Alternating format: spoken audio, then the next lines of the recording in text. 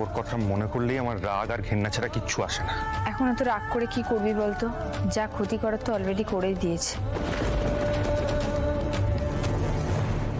হ্যাঁ, ওর দাঁত ফোটাবার একটা জায়গা রাখলো না। সব কর্মচারী তো কাজ ছেড়ে দিয়েছে, এই কজন বাকি ছিল এদেরও অরুণাভ নিয়ে নিল। আরে গ্রেট বেঙ্গল ক্যাটারার ডুবে যাবে না তো? না বল, মহেশ্বর আমাদের এত বড় ক্ষতি করতেই পারেন না। মহেশ্বরের উপর ভরসা রাখো, সব ঠিক হয়ে যাবে। আজই আমার মহেশ্বরের কাছে আমি প্রার্থনা করব যাতে এই সব বিপদ।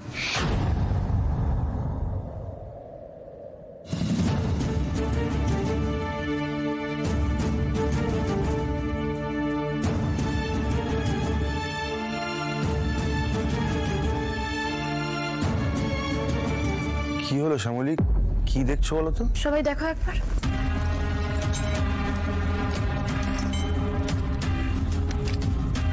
এ তো পরশুর পেপার, একটা অ্যাড বেরিয়েছিল, দেখো বাবা।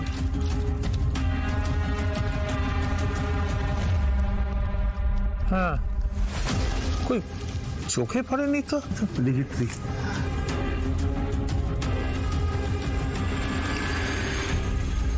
আমাদের এখানে যা দেখতে পাচ্ছি তো 24 ঘন্টা পেরিয়ে গেছে। আমাদের আগে নিশ্চয়ই অনেকে অ্যাপ্লাই করে দিয়েছে, এখন আর ফোন করে কিছু হবে? কে কি করেছে ভেবে কোনো লাভ নেই। ওই কাগজে দেওয়া নাম্বারটায় ফোন করো একবার।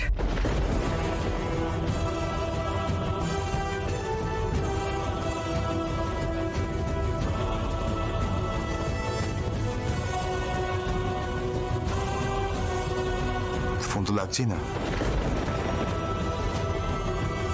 কারোর সাথে কি ওরা অলরেডি ডিল ফাইনাল করে ফেললো? ফোন করে যাও, থামবে না, করে যাও, কন্টিনিউয়াসলি করে যাও।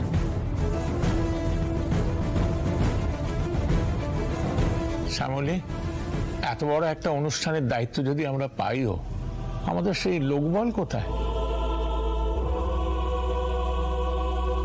তুমি এই কথা বলছো বড়দা? তো যখন তুমি আর তোমার বন্ধু মিলে গ্রেট বেঙ্গল ক্যাটারার শুরু করেছিলে তখন লোকবল ছিল? ছিল না তো। তবুও তো তোমরা হেরে যাওনি, হাল ছাড়োনি, তাই না? আমি তোমাদের বলছি, এই গ্রেট বেঙ্গল ক্যাটারারের দায়িত্ব তোমরা দুই বন্ধু আবার নাও। তোমরা হও মুখপাত্র, আর আমরা বাড়ির সবাই মিলে এই গ্রেট বেঙ্গল ক্যাটারারের দায়িত্ব ভাগ করে নেব, কেমন? এক্স্যাক্টলি, এই প্ল্যানিংটা পারফেক্ট। আর বিনতি আর সুলতাকেও ডেকে নেবো।